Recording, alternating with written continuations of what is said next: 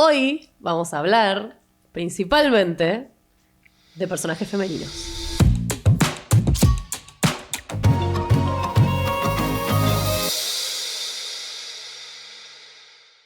Bienvenidos una vez más a Within Podcast. Hoy nos acompaña nuestra amiga Richie, el payaso. Saluda, Richie. Nice. Hola. Ahí va. Es una invitada de honor que vamos a empezar a traerla frecuentemente en cosas muy locas de storytelling que ya les voy a contar, porque no sé cuándo va a salir este podcast, por ahí ya lo sepan, por ahí no, pero básicamente después les cuento. Richie va a ser muy épica. Bueno, Richie, contanos a qué viniste acá hoy y contanos quién sos también.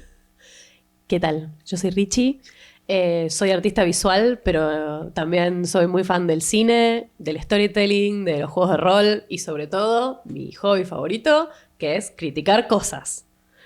Así que hoy vamos a hablar principalmente de personajes femeninos. Vamos a hablar de personajes femeninos mal escritos y algunos bien escritos, y a los mal escritos cómo los escribiríamos mejor. Exacto. ¿Y por qué nos parecen que están mal escritos? Claro. Porque una de las razones por las que terminamos acá es porque en una juntada de D&D nos pusimos a hablar justamente de qué cosas hacen a un personaje mal escrito. Sí, lo gracioso fue que yo le pregunté, che, ¿ves anime? Y me advirtió, me dijo, me acuerdo patente, mi relación con el anime es complicada. Sí. Porque me relaciono mediante la crítica. Sí. Y es más que nada crítica de los personajes femeninos. Sí. Y eso anime pueden reemplazarlo por cualquier otra cosa, pero sí. Principalmente me parece que es importante a la hora de hablar de personajes, obvio, estamos hablando en generalidades, pensar cuál es el público para el que está escrita la historia y cuál es la intención del creador. Porque hay veces donde lo que parece ser muy similar o muy parecido en dos historias tiene una intención en una y otra intención en otra, ¿no? Y justo antes de que armemos este podcast también te pasé, hay dos conceptos que para mí son básicos a la hora de pensar un personaje, especialmente femenino, que es, uno, la lámpara sexy. ¿La lámpara sexy? La lámpara sexy. Ese video no lo vi, perdón. Es un elemento muy conocido que es, si el personaje femenino solo está ahí para ser bonita, no sirve. Hay que repensarlo. Si puede ser reemplazada por una lámpara sexy, está de más. Está Excelente. de más. Y el segundo elemento, que también lo hablamos por privado, digamos, es el test de Bechdel. Sí. Que no es un elemento formal de crítica, digamos, no es algo que los académicos usen para hablar de personajes femeninos, pero es un elemento de la cultura popular sobre cómo... qué cosas tiene que tener, lo básico que tiene que tener una película o una serie, que es dos personajes femeninos con nombre y apellido, o por lo menos con nombre, que hablen en una escena sobre algo que no sea un hombre. Sí, me acuerdo. Y parecería ser algo muy básico. Sin embargo, la mayoría de las películas y series no pasan ese test. Sobre todo las películas, claramente.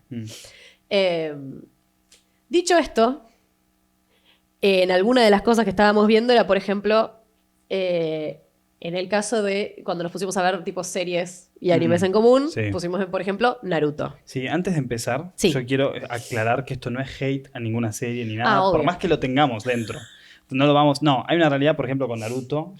Cuando empezamos a planear este tema, si bien el personaje de Sakura, que es la que vamos pobrecita, podríamos agarrar un montón de Naruto y hacerlo mucho puré, pero vi un par de videos de este tema y reciben mucho hate el personaje de Sakura y otros. Y hay una aclaración muy importante que creo que está piola hacer, y es que mucho de ese hate creo yo que es frustración por los que nos robaron y lo que podría haber sido algunos personajes.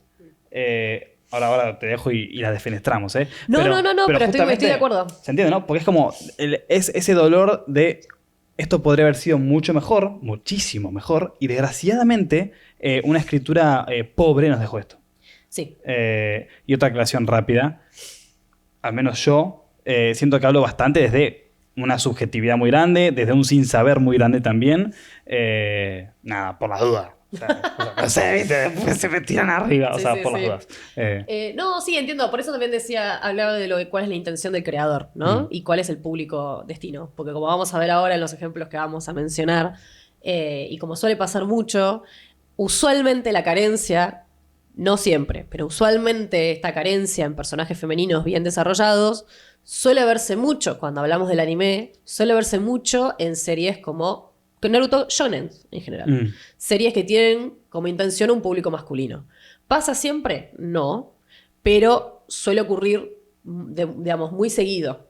Usualmente donde los personajes femeninos se convierten solamente en herramientas para el personaje masculino, o se convierten en fanservice para el público, o simplemente frustración de que por ser mujer no pasa nada más.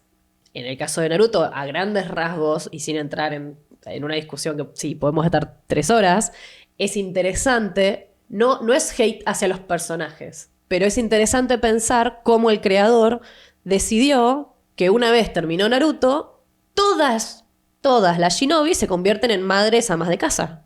Sí, por ejemplo. Y eso que decís es curioso. En muchos animes, si te das cuenta, pasa algo muy curioso.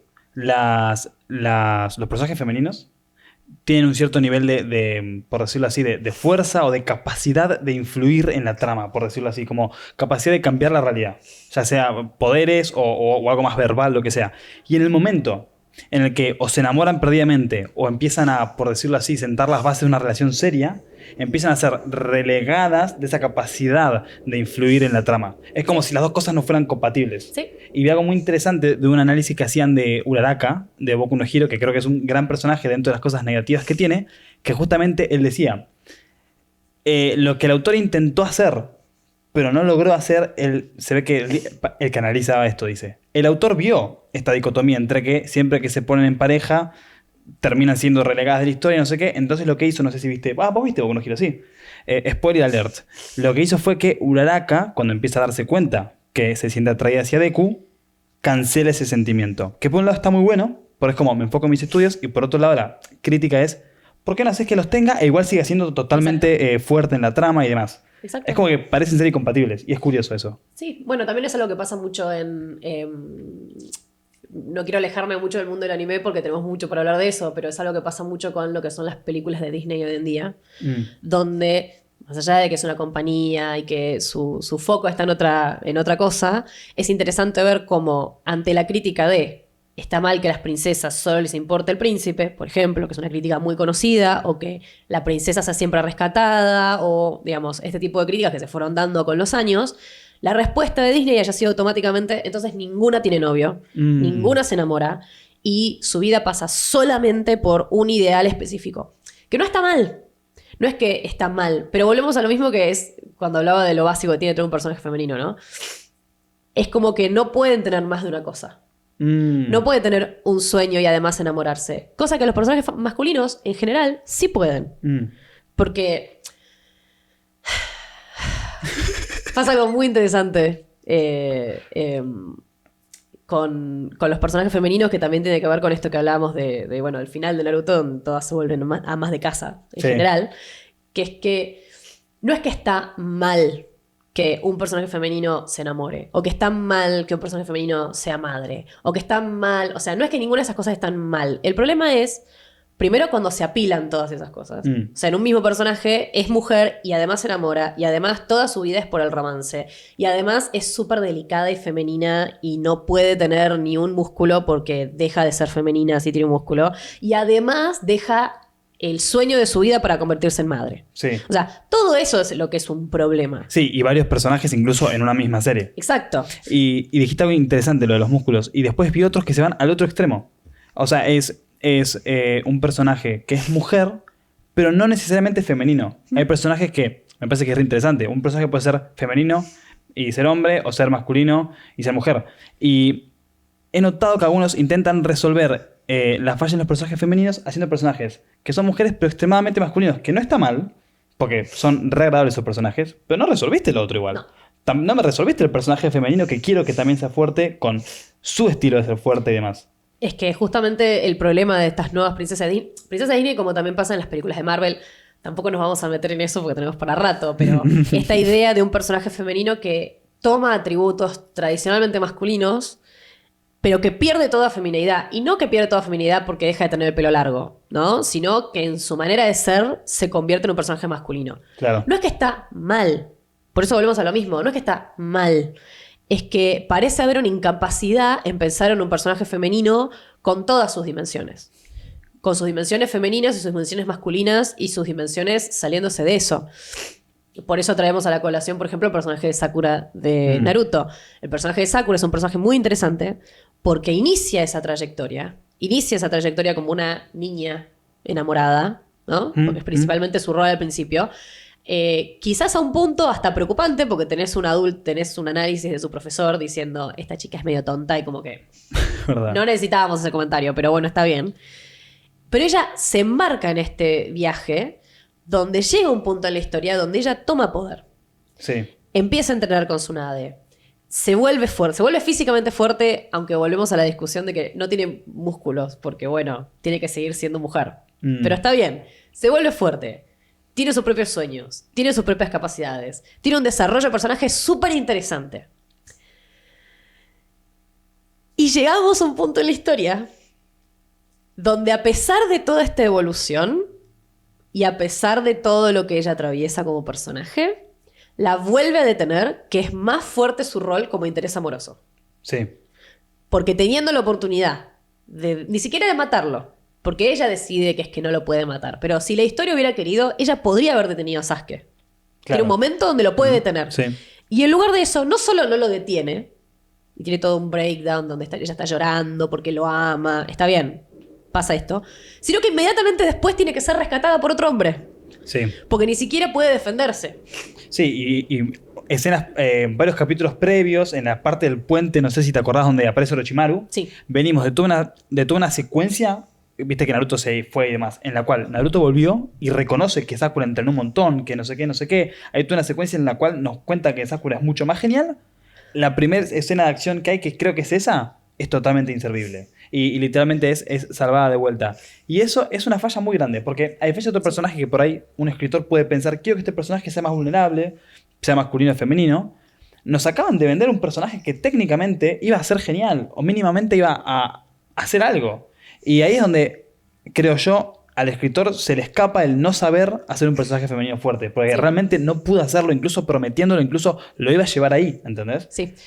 Sí, por eso a mí me parece interesante la conversación, que también es más larga y más polémica, ¿no? Pero me parece interesante la conversación sobre los cambios que hizo el live action de One Piece a la hora de adaptar la historia de Nami. No lo vi.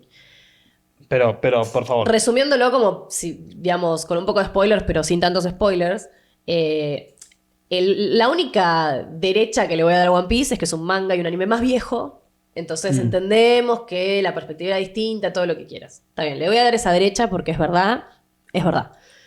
Pero en el manga de One Piece y en el anime de One Piece te van presentando que cada personaje tiene sus propias fortalezas y que la de Nami no es pelear. Está bien. ¿Podemos considerar que es el único personaje del barco que no pelea y que casualmente es una mujer que no pelea? Bueno, podríamos decir que es una coincidencia.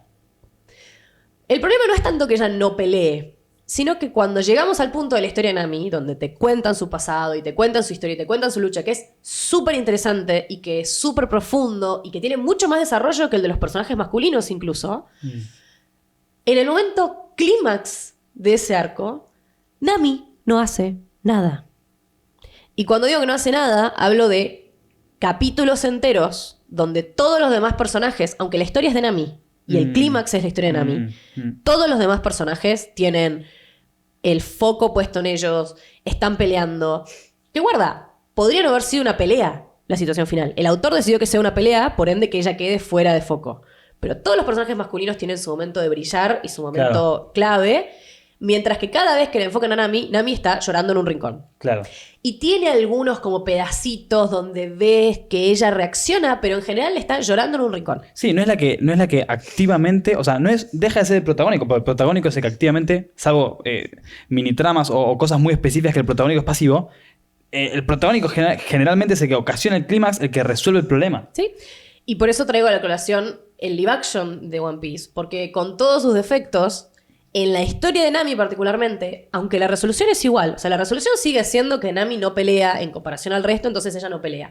Pero todos los pasos que nos llevan al final Nami es un personaje mucho más activo. Mm. Entonces, Nami no se va porque la obligan o porque la secuestran, sino porque ella elige irse para salvar al resto. Y toda la secuencia final donde ella pide ayuda tampoco está puesta en un lugar de víctima que necesita salvación, sino que está puesta en un lugar de yo quiero pelear, pero sé que no puedo. Claro. Y necesito ayuda. O sea, siento que aunque el mensaje del autor haya sido ese originalmente, siento que en el live action lograron traducirlo mucho más Nice. sin sacarla a ella del lugar protagónico. Nice. Porque aparte ella hace cosas. O sea, ella está metida en lo que está pasando, incluso aunque no esté peleando. Claro. Entonces me parece una adaptación muy interesante. Que, again, el live action tiene sus otros defectos en cuanto a storyline y personajes, pero en ese caso me parece que la convirtieron en un personaje mucho más activo. Hermoso. También hablábamos, otro de los ejemplos que salieron a la colección cuando hablábamos de este tema era Jujutsu Kaisen. Sí. Para antes de eso, porque dijiste Sí. algo interesante, lo de pelear y no pelear. Hay una peli que a mí me gusta un montón, que es El discurso del rey, no sé Sí. si la viste, que el clímax, donde el personaje es absolutamente heroico, es un discurso. Sí. ¿Entendés? Y a mí me emociona, ¿entendés? Y no es un combate. Y sin embargo es un personaje que es maravilloso. Y en el anime hay un caso que con sus defectos, toda la sexualización que tiene y más, Uraraka, en una de las últimas temporadas, spoiler, igual no es tan spoiler, ella da un discurso. Es increíble el discurso de Y ese discurso es una resolución para un personaje que particularmente no es combativo, pero ojo, cuando tuvo que combater lo hizo, cuando tuvo su enfrentamiento con Bakugo, que a esas alturas todos lo vieron, fue increíble. Y sin embargo su resolución y su momento más épico, que además, esto es otra cosa que te iba a decir, a los personajes femeninos, en general en el anime, viste que en el anime le dan trama a todos. Eso Sí. es algo muy lindo. Casi todos los personajes tienen trama. A los personajes femeninos generalmente le dan muy poca trama. ¿Yo? Ok. Le dan muy poca trama. Y a Uraraka, su trama, que es, a ella le preocupa quién defiende a los héroes, lo desarrollan de a poquito y muy Sí. lindo.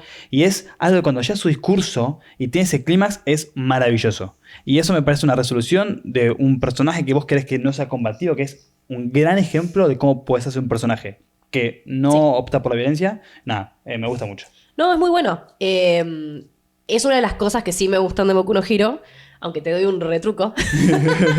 Te doy un retruco. Que es que, por eso hablábamos al principio de que no es odio hacia los personajes, sino que es cuestionar las decisiones de los escritores. Porque, por ejemplo, y esta es una discusión muy conocida y todo el mundo la conoce y todo el mundo la ha escuchado, que es, como dijiste, la sexualización de menores en Boku no Hero, sobre todo de las mujeres, porque aunque aparezcan los personajes masculinos sin ropa, están claramente no sexualizados y los personajes femeninos sí. El caso de Momo. Momo. Momo es la que puede crear cosas Ah. de su cuerpo. Eternamente la discusión ha sido por qué está Momo casi desnuda. ¿Por qué tiene una ventana Innecesario acá para mí. adelante? Exactamente. Innecesario. Y la excusa de mucha gente ha sido, bueno, pero porque su poder es que necesita mucha superficie para crear elementos grandes. Yo tengo una pregunta. Si eso es así, ¿por qué cada vez que crea un elemento grande lo saca de la espalda? Siempre. Lo saca de la espalda, entonces se le rompe la ropa y queda medio desnudo y tiene que como... ¡Ah! Primero. Segundo, que es mucho más importante que las reglas de la serie, digamos, ¿por qué el autor escribió que su poder funcione así? Totalmente. ¿Por qué el autor decidió escribir, por ejemplo, a la chica invisible, que ahora no me acuerdo el nombre, perdón, como la escribió?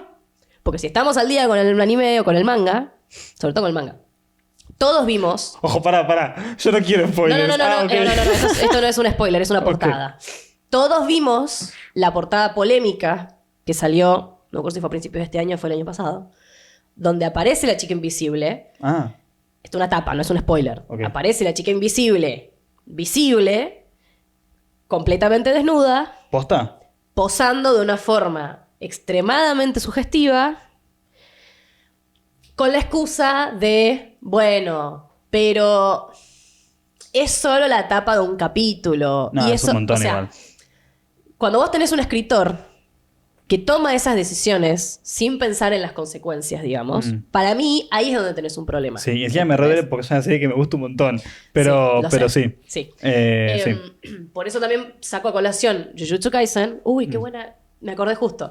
Saco a colación Jujutsu Kaisen porque cerca de la época en la que salió esta etapa de Boku no Hero, salió una etapa de Jujutsu Kaisen que en concepto eran muy similares. ¿Por qué? Porque ahí aparece un personaje de Jujutsu Kaisen, que tampoco me voy a acordar el nombre, obvio, porque tiene como 500 personajes, que su diseño de personaje es que es una mujer adulta que está desnuda. ¿Cuál? Y que, por ahí no llegaste, Ah. y que lo que cubre, digamos, sus partes íntimas es su técnica. Ah. Su técnica especial hace que justo en esas zonas no se vea nada, se ve el cielo, se ve a través de ella. Genial. Sin embargo, aunque conceptualmente es muy parecido, porque están las dos desnudas y están las dos como justo en las zonas estratégicas cubiertas, el personaje de Jujutsu Kaisen está activamente dibujado de una forma no sexualizada. Claro. Que podría haberlo sido porque es una mujer adulta. O sea, podríamos haberla tranquilamente haberla puesto posando sexy. Sin embargo, en todos los paneles que está dibujada y en todas las secuencias, lo único que te queda en claro es que es una mujer fuerte peleando. Claro. Tiene momentos donde te olvidas que está desnuda. Porque está tan enfocada la historia en este es un personaje que está peleando, que no te detenés tanto en uy, sexy. Entonces, Jujutsu Kaisen tiene mucho cuidado. Guarda, no quiere decir que no tenga defectos. Porque sé que hay gente que se va a enojar si no los menciono. Tiene un montón de defectos Jujutsu Kaisen y los podemos hablar. Pero Jujutsu Kaisen hace algo que muchas series se olvidan, y es lo que hablábamos cuando hablamos de personajes tridimensionales, que es... Si hay algo que hay que entender, y voy a traer una palabra acá que hay gente a la que le va a dar miedo, pero síganme. Cuando la gente habla de feminismo, la gente cree que el feminismo es bancar y adorar a cualquier mujer por ser mujer. Y que inherentemente la mujer es buena y mejor por ser mujer. Y hay gente que cree que eso es el feminismo. Eso no es el feminismo. El feminismo es entender que una mujer es una persona. Entonces tenés mujeres buenas, tenés mujeres malas, tenés mujeres víctimas, tenés mujeres que son victimarias, tenés personas complejas. Y lo mismo pasa con los personajes. Jujutsu Kaisen hace algo muy interesante, que en parte también lo hace Chainsaw Man, el manga, no el anime, que es entender que las mujeres son personas. O sea, no las hace, a ver si te sigo, porque algunas líneas hacen que los personajes protagónicos femeninos son perfectos. Sí. Y eso hace que no sean interesantes. Exacto. Que lo vi mucho en películas de Disney y demás últimamente. Sí, o que tengas, por ejemplo, tenés el personaje femenino es bueno por ser mujer. O tenés, por ejemplo, bueno, a mí me pasa mucho con Demon Slayer, que es una serie con la que tengo muchos problemas también. Sí, no voy a... Por eso, me encanta criticar cosas, chicos. Tenés la espadachina del amor es mujer. Y el chiste es que es súper fuerte, pero es toda delgada y femenina, tradicionalmente femenina y delicada, y obvio, es tetona. Obvio, porque tiene que ser, o sea, como es tipo el amor y la lujuria y whatever, es tetona, tiene las tetas al aire, y esa es la excusa. ¿Entendés? Y toda la...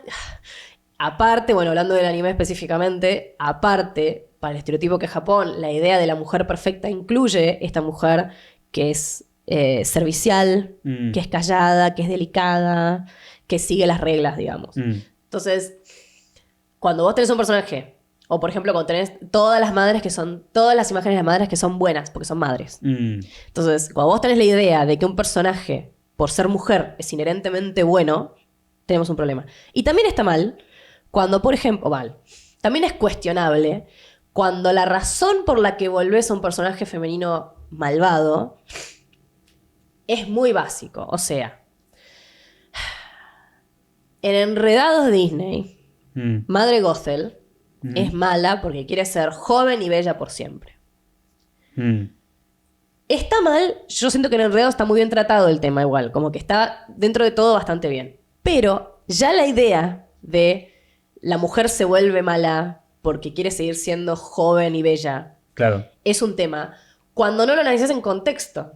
¿Por qué? Porque hay muchas series y muchas, sobre todo pienso en animes viejos, ¿no? Pero claro. tenés muchas adaptaciones o libros incluso donde este personaje femenino que no quiere envejecer, o incluso hablábamos el otro día, te decía el otro día hablando de Fleabag. No sé si alguien acá vio Fleabag.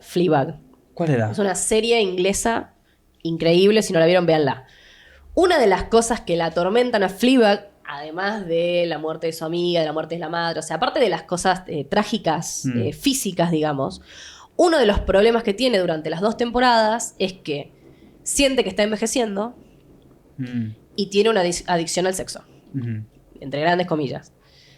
Pero a medida que avanza la historia, y ella misma lo admite en varias escenas, el problema no es me estoy volviendo vieja, entonces no me quieren levantar, entonces esto. El problema es que ella siente que el único atributo que tiene como persona y como mujer es que es linda, es Claro. atractiva. Entonces, como vivimos en una sociedad donde en general las mujeres más grandes se consideran menos atractivas, ella siente que entre más grande se pone, entre más años cumple, menos atractiva es. Entonces pierde lo que ella cree es su única cualidad positiva. Eso es un personaje re complejo y re interesante. ¡Exacto! Esa es una problema. O sea, ahí es donde vos podés ver. Por eso decía que el problema no es el estereotipo, sino Claro. cómo lo usan. Mm.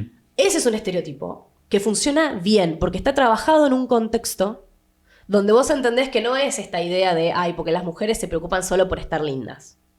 Sino que es no, vivo en sociedad, vivo en un mundo que se maneja con estas reglas, por más que a mí no me gusten o por más que lo que sea, que significa que si no soy particularmente brillante, no tengo un trabajo particularmente interesante, no gano un montón de plata, soy la hermana fracasada, o sea, tiene todas estas características que ella cree que le juegan en contra, y es el tipo de persona que no se calla sus opiniones, que siempre se pelea, o sea, tiene todas estas cosas que ella cree que tiene en contra. Lo único que siente que tiene a favor es que es atractiva. Claro. Y que siempre está lista para coger, Claro. básicamente. Mm. Entonces, cuando pierde esas cualidades, empieza a sentirse menos persona. Claro. Mm. Porque son cualidades que les ponemos a las mujeres como mujeres en la sociedad y a los personajes femeninos también. Claro, sí. A la proyección de la mujer en una historia también le ponemos Mm. esas mismas expectativas. Entonces, todas las mujeres lindas son jóvenes, Claro. son todas súper femeninas, son todas súper delicadas. Y para mí es más interesante cuando tenemos algo más. Total, total. Me hiciste, o sea, para volver a un personaje que, Sí, obvio. que quiero debatir porque conozco, en Avatar. Que yo te dije, Avatar. Avatar tiene muy copados y vos me dijiste, igual ojo, porque, Sí, pero sí, bueno. sí, sí. Pero hay Sí, un sí, personaje que, por decirlo así, entre muchas comillas, cae en todos los estereotipos de femenino que es Katara y Sí. sin embargo es muy copado, muy completo.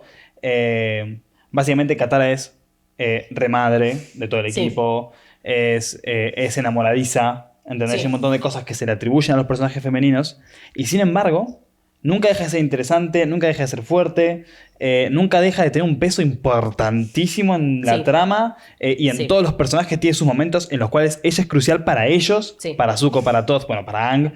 Y a mí me parece que el autor en Katara particularmente logra hacer un personaje.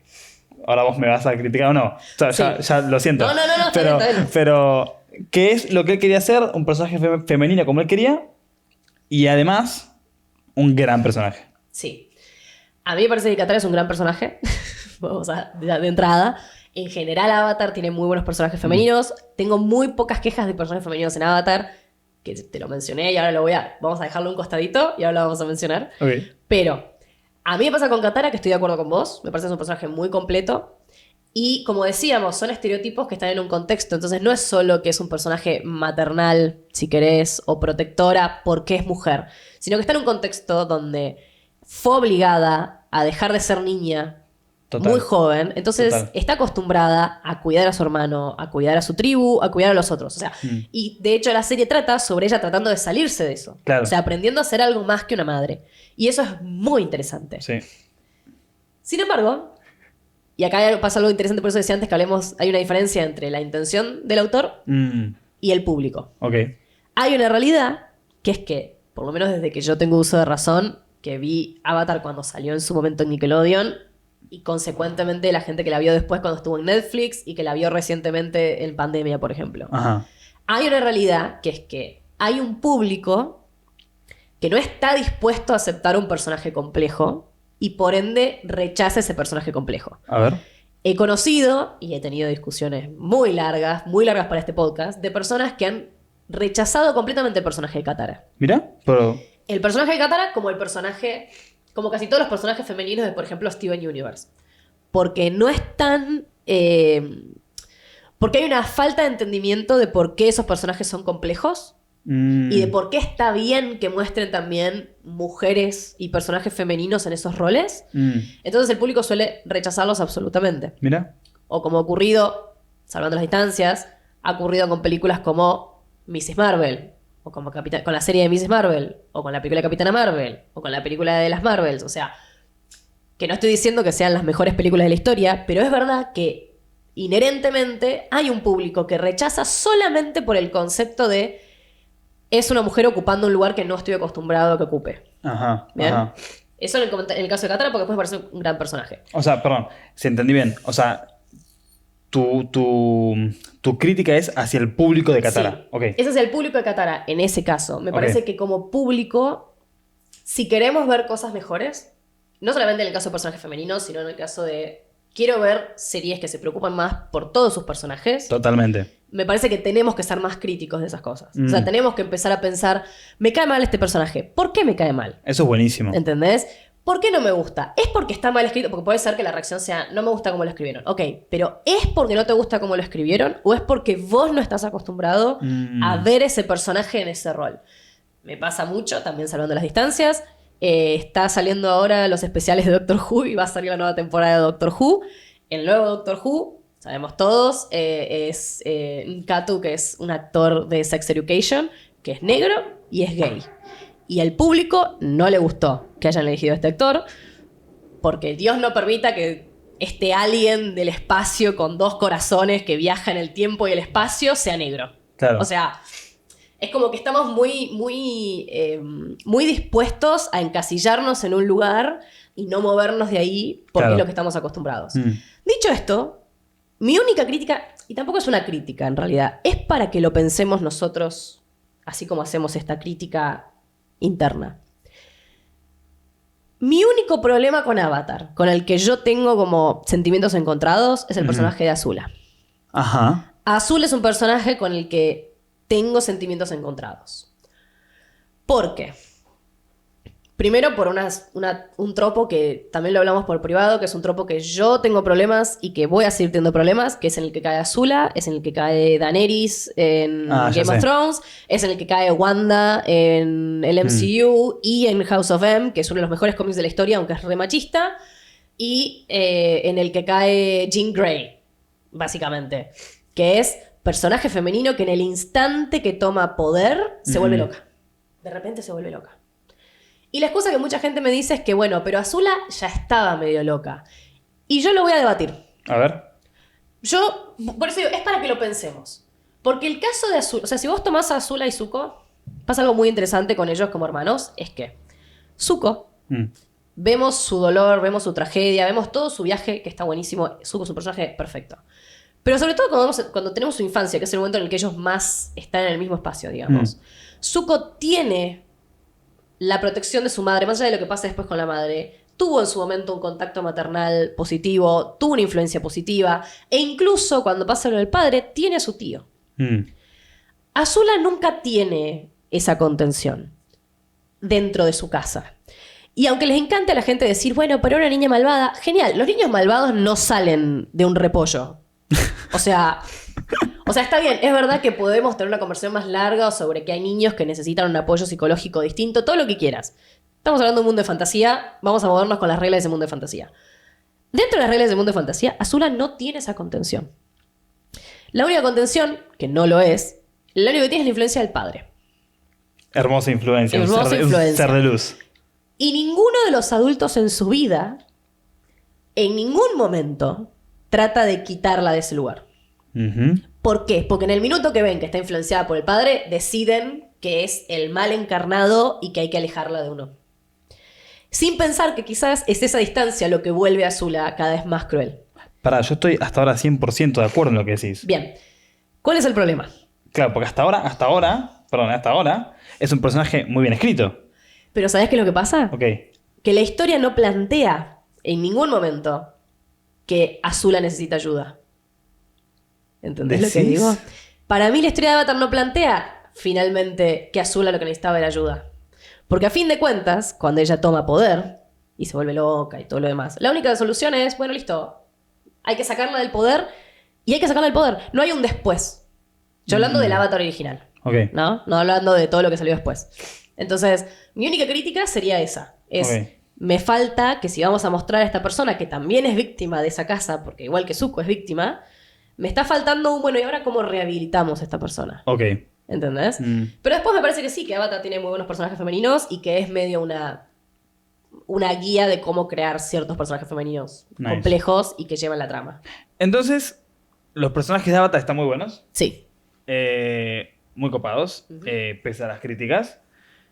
Y en este video, porque lo disfrutamos mucho también, no hablamos tanto ni de rol ni de cómo mejorar los personajes. Porque medio que les dimos con un caño, pero no mejoramos a ninguno. Bueno, pero dimos un par de guías. Dimos guías. Pero si se quedan con nosotros, viene la parte 2 ahora, y tal vez haya 3 o 4 o 5. Y en la 2 vamos a sumar a Joaquín, porque estuvo ahí detrás con el audio y se le atragantaba las ganas de comentar y sumarse. Hola. Así que en la 2 lo sumamos ya mismo. Así que nada, quédense con nosotros. ¿Querés saludarlos? ¿Decir que los querés o No, no los querés? no. Bueno, yo sí los quiero. Bueno, chau.